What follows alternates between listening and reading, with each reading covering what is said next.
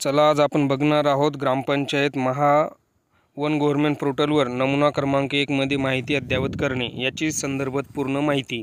चला तर बघूयात। सुरुवातीला आपल्याला गुगलवरती गेल्याच्या नंतर mahaonlinegovernment.in ही वेबसाईट टाकायची आहे। याच्यावरती आपल्याला लॉग इन या बटनावरती क्लिक करायचं आहे। इथे क्लिक केल्याच्या नंतर बघा आपला जो ग्रामपंचायतचा लॉग इन आयडी आणि पासवर्ड आहे तो इथे टाकायचा आहे, कॅप्चा टाकायचा आहे आणि इथे लॉग इन करायचं आहे। लॉग इन केल्याच्या नंतर समोरील प्रोफाइल आपल्याला असे दिसेल। बघा या ठिकाणी आपल्याला इथे नमुना 1 आणि इथे 2 अशा प्रकारे दाखवत आहे। लॉग इन केल्यानंतर वरील प्रमाणे होम पेज दिसेल।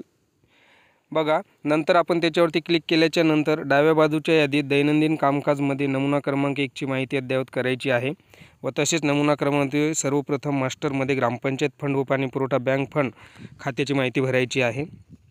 याच्यावरती क्लिक केल्याच्या नंतर आपल्याला बघा समोर ग्रामपंचायत पाणी पुरवठा फंड, ग्रामपंचायत फंड अशा प्रकारचे ऑप्शन इथे दिसत आहेत।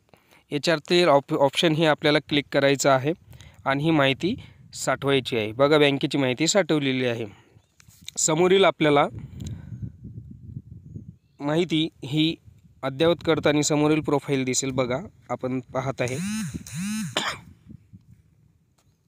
बँक माहिती भरल्यानंतर वर्षाच्या सुरुवातीची बँकेतील शिल्लक रक्कम ही फंड व खातेनिहाय भरायची आहे व साठवून ठेवायची आहे।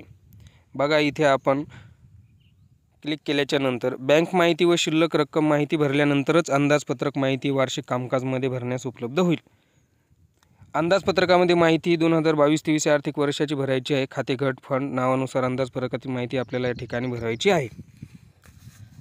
इथे क्लिक केल्याच्या नंतर आपल्याला ऑप्शन दिसतात। बघा समोर 2022-23 चे अंदाजपत्रकानुसार खातेनिहाय माहिती भरल्यावर याप्रमाणे दिसेल। अंदाजपत्रकात एकूण 4 वर्षाची कराची माहिती असेल। मागील 2 वर्षापूर्वीची प्रत्यक्ष जमा खर्च ही बाब आपल्याला निवडायची आहे। जर आपल्या ग्रामपंचायतीमध्ये काही विशेष कर किंवा इतर कर असेल जे या यादीत नसेल तर ते आपल्याला इतर करला क्लिक करायचं आहे। बघा वरील प्रमाणे हवे असलेले पोट खाते लिहावे व त्या खात्याला किती कर अंदाजपत्रकात दिला आहे तो भरावा। अशा प्रकारे हे आपल्याला भरायचं आहे। प्रमाणित करण्यासाठी अंदाजपत्रक माहिती प्रमाणितला क्लिक करावे। त्यानंतर नव्या विंडोमध्ये खालील प्रमाणे यादीत दिसेल, त्यातील या पेजवर क्लिक केल्यानंतर माहिती प्रमाणीकरणासाठी उपलब्ध होईल। बघा आपल्याला माहिती ही उपलब्ध होईल प्रमाणित केल्याच्या नंतर। त्या क्लिक केल्याच्या नंतर समोरील विंडोज आपल्याला दिसत आहे। अशा प्रकारची अंदाजपत्रक म्हणजे नमुना क्रमांक 1 पूर्णपणे भरल्यानंतर अंदाजपत्रक अहवाल आपल्याला काढता येतो। जमा खर्च निवडा, त्यानंतर आर्थिक वर्ष निवडा, नंतर फंड निवडा व त्यानंतर रिपोर्ट या क्लिकवर PDF फॉर्मॅटमध्ये आपण डाउनलोड करू शकतो। ते क्लिक केल्याच्या नंतर आपल्याला अशा प्रकारचा अहवाल डाउनलोड दिसतो।